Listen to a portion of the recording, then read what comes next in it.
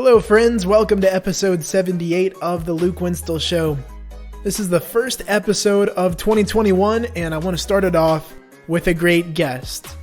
Today we're bringing in a Super Bowl champion, member of the original Legion of Boom, Seattle Seahawks defense, cornerback Walter Thurmond. Walter, thank you for joining me on the show. How are you doing today? I'm doing great. How about yourself? I'm doing great as well. I'm excited to talk with you today about your story and your NFL career. First off, Walter, I want to start at the beginning of your career in Seattle. When you get drafted, you're one of the first members to be selected that would eventually be part of that Legion of Boom defensive back group.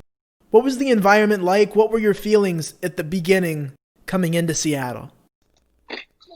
You know, it was great. It was an opportunity and honor to be able to be drafted, to play at the professional level. Seattle was going through a transitional period. Pete Carroll coming in there and having Earl Thomas getting drafted in the first round there and looking at their rebuilding. And I was been a fan of Marcus Trufant being a cornerback there, so being able to learn from him and pick his brain. Lori Malloy, who was there as well during that time, 15-year veteran. Just so much experience. That was really the foundation of being able to help mold this younger class that was coming in and getting drafted in the defense they were looking to build out, especially in that secondary room, and had such great mentors with Laura Malloy and Marcus Trufant being able to coach us up and giving us a crash course of what to expect as players in the NFL, and also but just players in the community of Seattle. And it was just such a great learning experience being drafted and being welcomed and brought into such an amazing DB group. You talk about that defensive back group, and over your first couple of years in the league, the Seahawks are drafting these guys. It seems like more so in the later rounds with Sherman and Chancellor in the 5th and 6th round, you being a 4th round pick, guys coming out of the CFL to join as well. So with the Seahawks, when did you start to realize, hey, we might have something special here. We might have a group that could go down in NFL history? It was progressional, Marcus Trufant, that was, he was in there. He ended up being there for the 3 years before the Super Bowl. Laura Malloy, that was his last year with the team. So it was kind of, it was still early on. You had competitors. You had guys that had chips on their shoulders. Earl was out there. He was thrust into the fire early on, starting at safety. So you can see his raw talent and ability.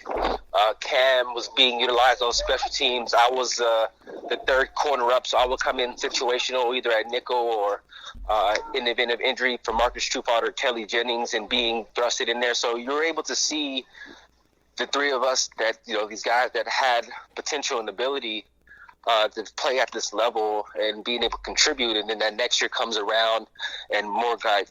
Cam becomes a starter. I'm competing for a starting opportunity. Things are starting to grow. We bring in Richard Sherman, gets drafted, Byron Maxwell the next year. You see that these guys in training camps, that these guys have playmaking ability. Sherm was one of the guys that you see him. He had the long length and stride and the ability to play at a very high level. Still early on, I'm starting. Brandon Browner comes in from the CFL. He's starting cross-side from each other. I break my leg the 5th game of the season that year, which puts Richard Sherman into the starting position. And that's all she wrote at that point of seeing, his ability and him taking ownership of, having that mentality of next man up. And so they're putting all these different pieces together. You're seeing the talent, the ability of the guys. All these guys that I mentioned have chips on their shoulder, have something to prove. And I think that's something that was the ultimate piece that pushed us into that space of having such a dominant defense. Obviously, once Sherman gets thrust into that starting position, now you have 3 of the 4 guys over 6'3", over 6'3" at that point starting on the team. And, now you have this statue of playing that's being thrust into the NFL and on the scene. Obviously, that ability to be able to hit, make plays, tackle at a very high level. to where now you're starting to mold and shift what had become the Legion of Boom within that secondary and just the fearlessness of it, and then the play to ultimately back up that mantra of Legion of the Boom as well. Interesting. Well, for pretty much everyone listening to this show, they will not have been able to go inside of that Seattle Seahawks defensive back room. So can you describe what it was like being in there with so much swagger and so much talent in one room? We'll say like in the 2013 season. How would you describe that? Again, it was respect. And like you were saying, like the first of the guys that were being molded to lead over and take over that room of, Earl, myself, and Cam, and creating this mentality, and the Roy Lewises as well. There's this foundation of guys that were building this mantra of this ideal of get more and maximizing your full potential and pushing beyond that. It was a high intellect, high cerebral group of guys that were in that room. So now we're taking our learning ability and study ability and honing that to where it's allowing us to be put into positions to go make plays, to go make those big hits, to go make the interceptions, and so on and so forth, to where that was something that was a little bit more rare from other organizations that I've been a part of. I think the peak of the Legion of Boom happened in that Super Bowl that was early 2014, following the 2013 season and the 2013 playoff run in Seattle. And I remember the storyline coming into that game. My family has always been big fans of Peyton Manning, so that Denver offense, one of the best of all time and the best offense that season, taking on the Seattle defense and the Legion of Boom, the best defense in the league at the time and one of the best defenses now in NFL history once you look back at everything. How did you guys prepare to face off against a Peyton Manning-led offense with experienced Super Bowl champions like Wes Welker, effective players like Demaryius Thomas and Trendon Holiday, Eric Decker? How do you prepare for that? It really started. It was more worried about us and what we did. It never really came down to the opponent that we're facing, and that started when the loss against the Atlanta Falcons in the playoff game the year prior. And there was the overall collective decision that was made individually as well to not want to be in that position again. And the training from the off season, the training through the season, we had so much adversity to where each game was literally a fight. It came down to the last few minutes of the game, last quarter. There was maybe one or two games to where we just got to handle and hold on and just, really blew a team out, to where it was a dogfight the whole year. So we've been in adverse situations. We've been down by 20 and going into the fourth quarter and came back in to win games. So we understood what it took. Most importantly, going into that game was, like I was saying, from the defense side of the ball. And we knew what we did. We had PhDs in running cover 3, playing man coverage. We don't do anything too crazy. And I made a comment during media day of, like, we had 2 weeks. We had 2 weeks to prepare for our opponent. And someone said, well, don't you think Peyton Manning has 2 weeks? I'm like, yeah, he has 2 weeks, but we're running cover 3. It's not a surprise. It wasn't a surprise of what we're running. So, again, the way we played our defense was we played our weakness of the defense. So if you know our weakness of the defense, we're studying and training for our weakness of the defense. So when it comes out to actually playing, we have no weaknesses out there because you're looking for those weaknesses, and those weaknesses are covered. And the coverage itself is going to stop everything else. So now what are you going to do? Now you hold the ball. Now our front four goes out there and causes pressure, and now we have a sack or a rush throw. And we played that through our whole year. And so for us, it was we knew what we were doing to the very dot of the defense. And so we just had a tremendous amount of confidence going into that game. And we had the philosophy of, like, who says they have to score? And if you look back at that game, through the safety and the touchdown that we had, we would have beat the Broncos just by defense ourselves 8-7. Wow. So yeah. So I mean, it's just an interesting aspect and component to where going into that game of the level of the players, the level of study, the intellect, the things that we've gone through the whole year and the year prior really led up to the culmination of that, of the Super Bowl. And it was just a really just great aspect and tremendous situation to see everyone coming together in that capacity to make something happen. Definitely. And you mentioned the Atlanta game the year before. I told you before we went on, I was at that game with the crazy ending of it where Matt Bryant from the Falcons misses a field goal, but the referees say that Coach Carroll called a timeout. They redo the field goal. Bryant makes it. The Atlanta Falcons win and move on. So I'm wondering, what impact or what kind of effect did that playoff loss have on shaping the Seattle defense the next year and that Seattle team that would take over the league?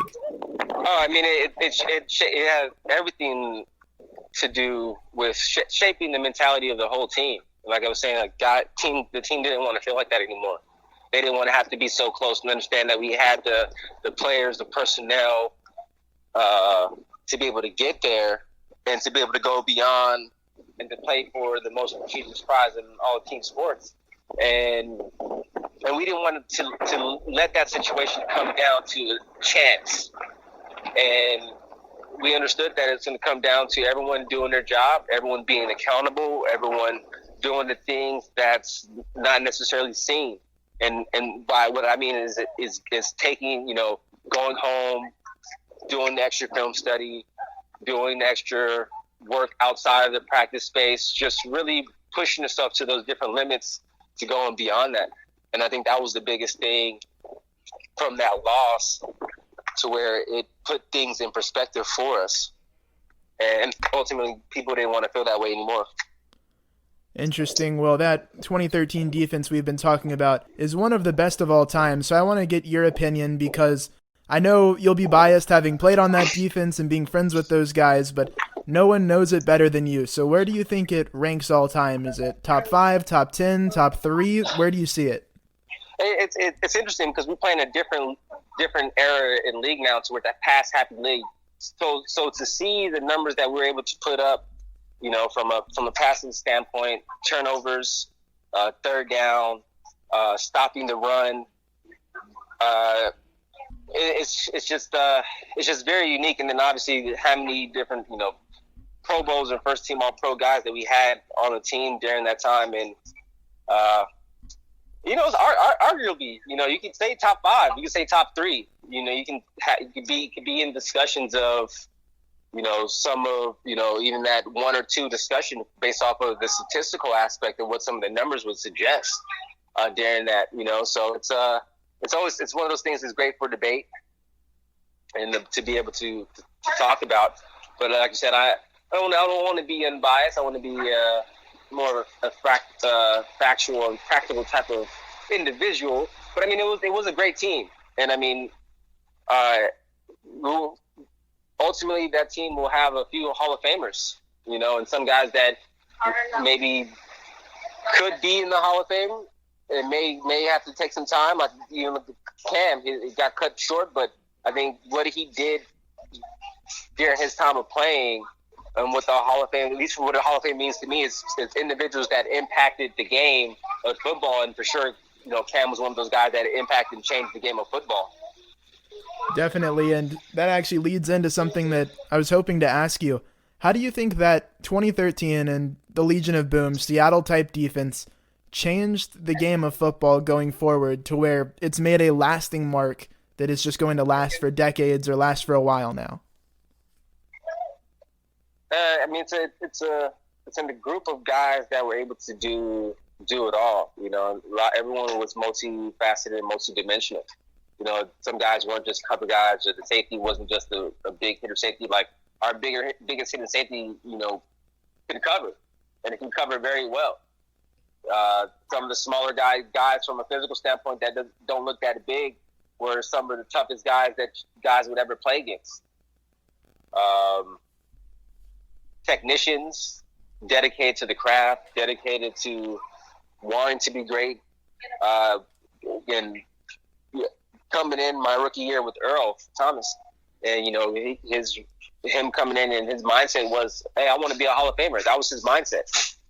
those are words that he just spoke to me. And I'm like, from the way he practiced every single day, there was nothing less for him. Because he practiced as it was. He gave 120% in practice, flying around and played every snap at practice like it was a game. And so just seeing the mentality more important than anything. And there's a lot of guys who talk and feel that type of way, that they're the best and this or that. There's that, but there's also a component of actually training and putting the work in. And that's one thing that I respected the most for some of the guys that we had on the team, to where they put the work in and were dedicated to the craft and weren't just full of talk, that actually worked in their style of play, back it up. Well, one of the biggest characters, the vocal leader of the Legion of Boom, Richard Sherman, he's known for so many things that he did both on the field and off the field, from the Tom Brady, you mad bro situation, to don't match me up with a sorry receiver like Crabtree, to all the interceptions in the playoffs, the clutch situations, being the number one corner on the team. So with Sherman, do you have a favorite story getting to be around him for so many years? So I know Richard before he even got drafted. We had a group of guys that would play online video games in college. One of our guys that went to high school with Richard, Marvin Johnson, was the DB at Oregon for us, and he would bring Richard into our group video game sessions online, and we were playing like Rainbow Six or the Call of Duties and stuff like that. And so this is my first interaction of meeting Richard. Obviously playing against him when he's a receiver at Stanford, getting on that capacity. Then I find out he gets drafted, and it's the year of the lockout. So I actually had Richard come out and train with me during the year of the lockout. And I finally made like a full-on recovery from my knee injury, and I was up to my own devices as far as being able to train. And I was looking to be able to compete for the starting job come the fall. And so I had Richard come out and train with myself. And so, being able to work out with him and give him some insight on what to expect from the league, and to be able to build confidence. And again, at the end of the day, it's we're there to compete against each other, but the more important thing is success of the team, because it would never be right for a situation to where I've had guys in situations to where that wouldn't help me with the coverages or help me with some things on there, because again, we're competing for jobs.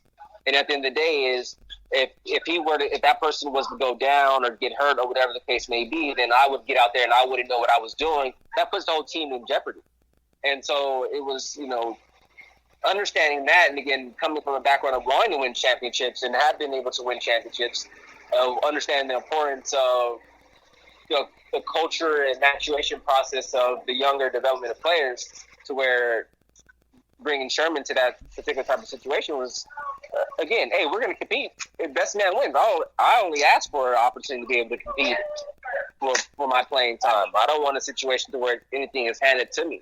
And that was something that was relayed and was accepted, and the ability to where he went on and utilized that aspect to better himself from a technical standpoint, and then from an overall mindset of what to expect in the NFL. Well, Walter, that's all the questions I had for you. Thank you for your time. Oh, thank you. I appreciate it.